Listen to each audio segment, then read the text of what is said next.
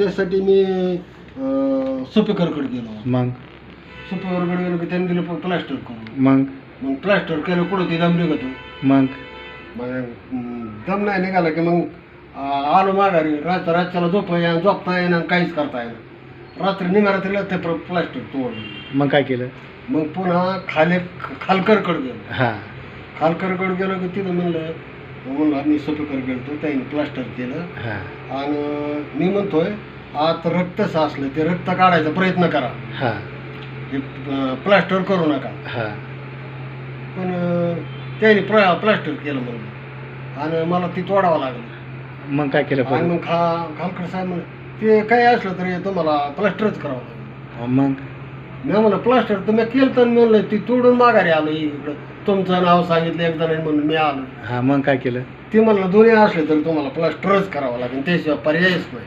मग तुम्ही काय निर्णय घेतला? मग आणि मग बाकीच्या माणसं म्हणले ऐका राव डॉक्टर एवढी सांगते तर तुम्ही ऐका ना. हां. त्याने केली बळजुरी. हां. केलं प्लास्टर. हां. मग प्लास्टर केलं आलं संध्याकाळ कुठं झोपली ती. मग निम्याला तिलाच ती बी तोडून टाक. हां. मग मग ती तोडल्यानंतर मी इथं कड्यात आलो. हां. आता कड्यात आलो ती पाय असा सुजलेला. हां.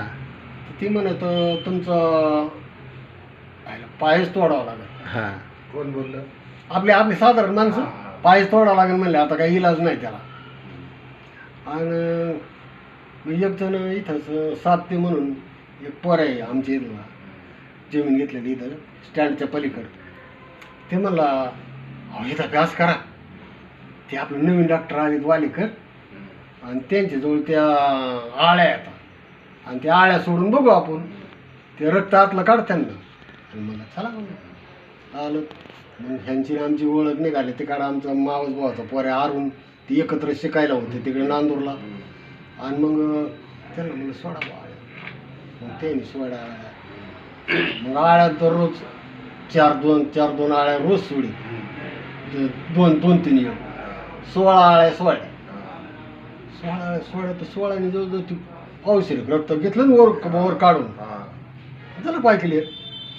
मग आता परत तुम्हाला कसला त्रास नाही? नाही फक्त एखाद्या वेळेला उलस मुंग्या आल्याने होतं. किती वर्ष झाले त्याला? त्याला जवळजवळ नेऊन तो 10-15 वर्ष झाला असं. असं आहे ना? हां. नाव काय तुमचं? गैनीनाथ साहेबराव इथं गाव? काकळवाडी.